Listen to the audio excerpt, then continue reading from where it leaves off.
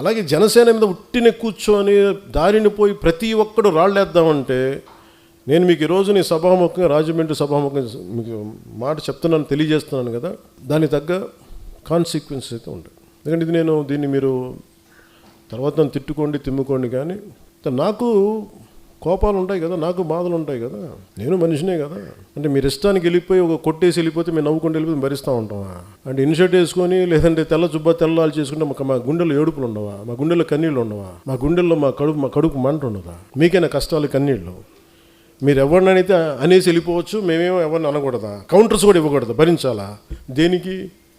మేము రాజకీయాల్లో ఉన్నామన్నా, అంతకుముందు మేము యాక్టింగ్లో ఉన్నామన్నా, అంటే పేరు ప్రఖ్యాతులు మేము చేసుకున్న తప్పు, మేము వచ్చింది మాకైనా శిక్ష. అది రోడ్డును పోయి ప్రతి ఒక్కడు ఇట్లా అంటామంటే మేము ఎందుకు కూర్చుంటాం, ఎందుకు భరిస్తాం? మేము భరించినంతకాలం భరించాం, చాలా కాలం చెప్పాను, చాలా సంవత్సరాల క్రితం చెప్పాను, భరిస్తాం, సహిస్తాం, అవసరమైతే తాట తీస్తాం అని. ఇది నేను సరదాగా చెప్పలా, అదేదో సినిమా డైలాగులుగా చెప్పాలి. నాకు ఉన్న చిరాకు విసుగు, ఎందుకంటే చాలా సగటు మనిషి కోపం నాది. భరించి ఎంతకాలం భరిస్తాం? దేనికైనా హద్దు పొద్దు ఉండదు ఎవరికైనా. కొన్ని టీవీ ఛానల్స్ ఉంటాయి, వాళ్ళు బెదిరిస్తూ ఉంటారు. ఇప్పుడు మొన్నేదో సివిల్ సప్లైస్ గురించి ఏదో న్యూస్ వస్తుంటే విచిత్రమైన, ఇందాక చెప్పాను కదా, బయట డోర్ తెరవడు, మనకి లోపల డోర్ తెరుస్తాడని. ఒక జనసేన నాయకుడు ఇంకో జనసేన నాయకుడు ఆ టీవీకి లీడ్ ఇచ్చాడు. నాకు అది కూడా తెలుస్తూ ఉంటుంది. ఏం మాట్లాడదాం? సివిల్ సప్లైస్ ఏదో రైస్ ఇట్లా ఉంది, అది ఇదని మాట్లాడితే నాకు ఆశ్చర్యం కలిగింది. ఎప్పుడైనా సరే ఎదుటి శత్రువుతో యుద్ధం చేద్దామని మనం వెళ్తుంటే పక్కన వాళ్ళు పొడి చేస్తామంటే ఎక్కడ ముందుకు వెళ్తాం?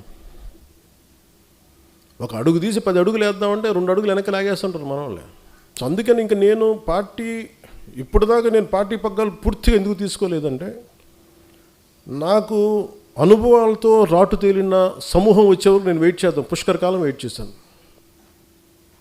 పుష్కర కాలం తర్వాత మీ అందరికీ అనుభవాలు వచ్చినాయి.